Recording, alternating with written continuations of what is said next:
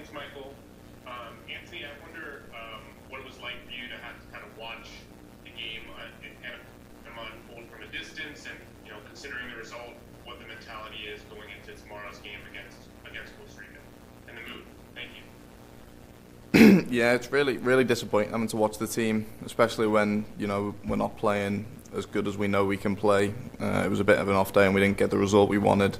So having to watch and not being able to try and help out is frustrating. But going forward, it's the same message we've had throughout the whole camp. The next game's the most important game. So the mood now is we've got to go and beat Costa Rica, and the boys are obviously disappointed with the last result, but the mentality is all for the game tomorrow. Next will be Jonathan Tannenwald from the Philadelphia Inquirer. Thanks, Michael and Anthony. Thanks for the time.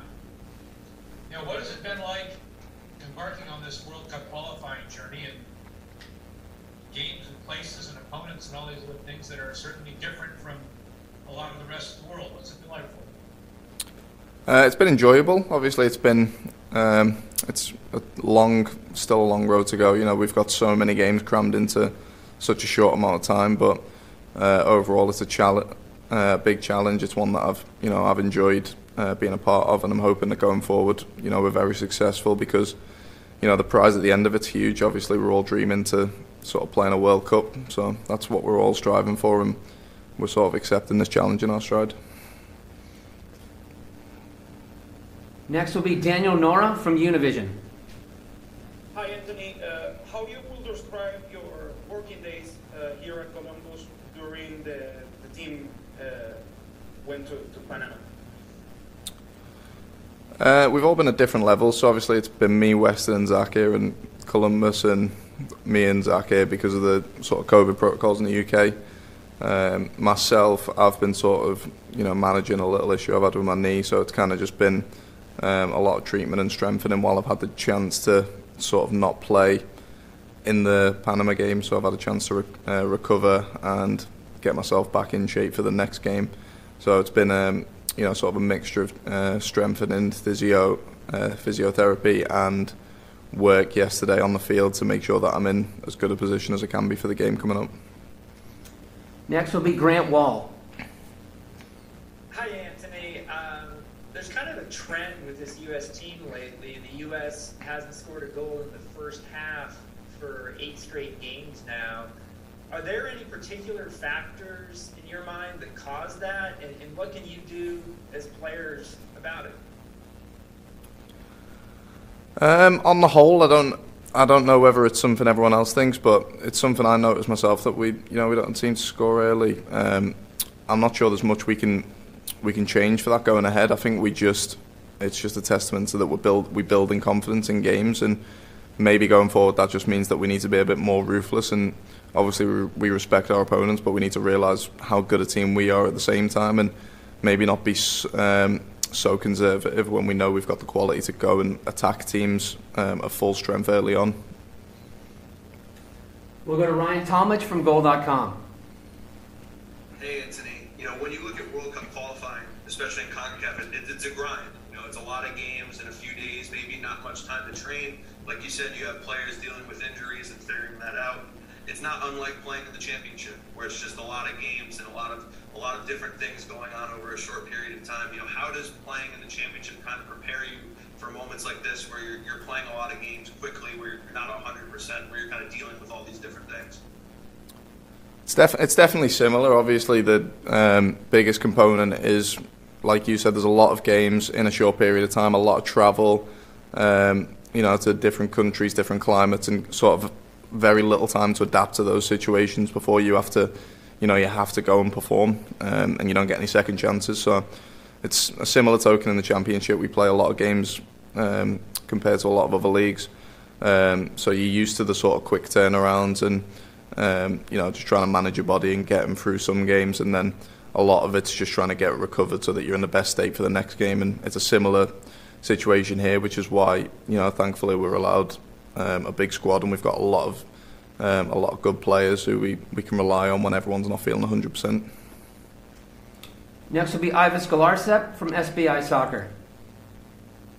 Anthony, the last time we talked to you, I guess it was like a week or so ago, you talked about the kind of the tough time early on, kind of adapting to the system. I kind of wanted to get some detail as far as what was the toughest part for you in terms of kind of adjusting and learning the U.S. team system, and a follow-up on there's been a lot of rumors about interest in teams interested in you, and obviously there was the AC Milan move that almost came about. What has that done for you confidence-wise to have kind of teams at that level? There was the rumors about Manchester City being linked to you. What does that do for you confidence-wise, just to kind of be linked to those kind of teams and get that sense that people are appreciating your work? Well, on a personal level, I feel like early on in my days, like as a pro, like starting off at Bolton, and even when I moved to Wigan as well. But when I first was at Wigan, a lot of the championship games, I could kind of the faults in my game, sort of technically and tactically, they were kind of pushed to the side because of my physicality. Like I could kind of just pick the ball up and run past people in the championship at that stage in my life, which made it easier, which made me look more comfortable. And then you come out to the international stage where everyone's physical, so you don't just get away with not understanding the game properly just through your physicality. So it was just sort of like developing into being more tactically aware and fitting into a system where you actually have a role, rather than at Wigan I just felt like I was a big outlet who could get the ball and drive the team forward pretty much all the time, which didn't work out for the US early on. And what you said confidence-wise about being linked with clubs, especially after the AC Milan thing, like for me personally, I kind of just it's obviously nice to see things like that, but I don't really take too much out of it, because I just want to get on with the job that I'm doing at the club I'm at. And like, you never know what's going to happen in football. I don't like to get my hopes up for anything, so I kind of just work hard where I'm at, and the rest will take care of itself another time. We'll go to Sam Stayskoll.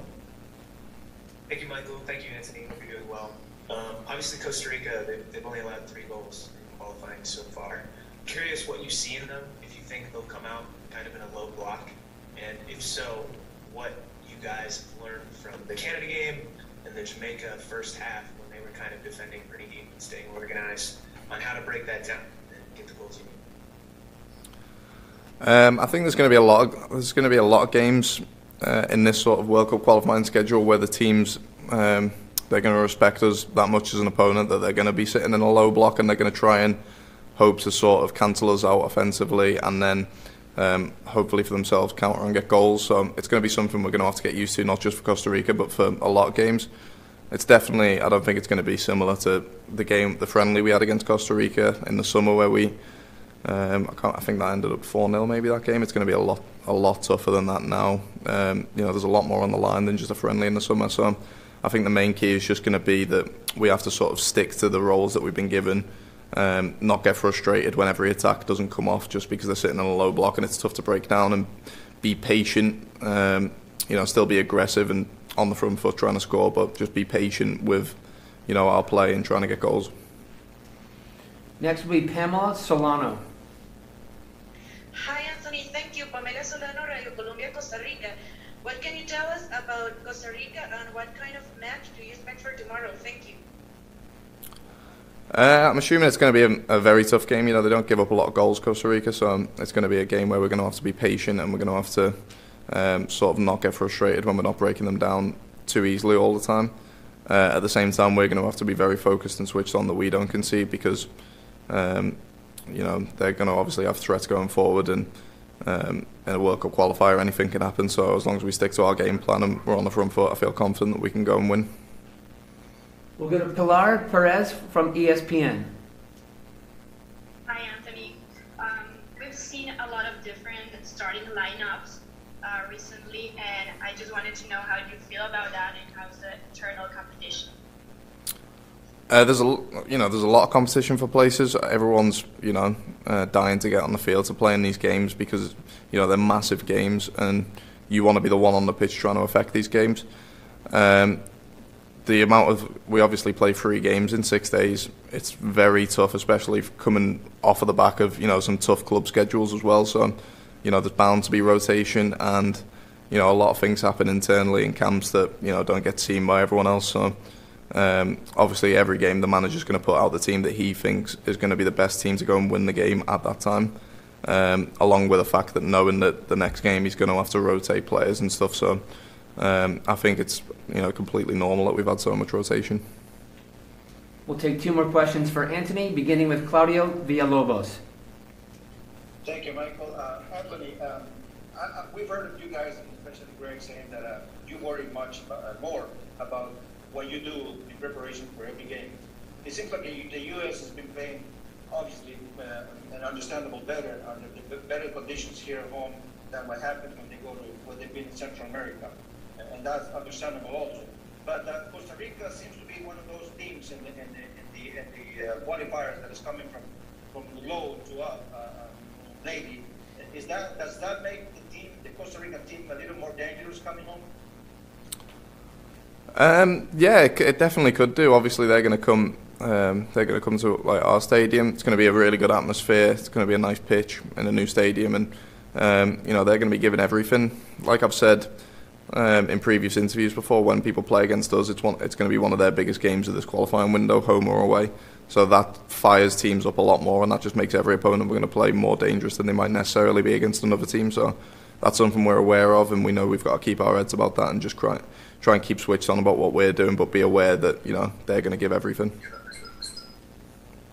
Our last question comes from Estefan Monge from Costa Rica. Thank you. Hello, Anthony. Do you consider that there is pressure when you're playing against Costa Rica? Thank you. Yeah, there's of course there's pressure. I mean, Costa Rica are only 2 points below us in the table, so losing against them, they'd go above us. And at the moment, we're just trying to win every single game as it comes. And a win against Costa Rica would put us in a brilliant spot at the end of this window. So there's definitely pressure on the game. There's pressure on all the games because of what's at stake at the end of it. It's qualifying for the World Cup. So individually, each game has pressure. This game definitely has pressure, but that's the sort of pressure we enjoy.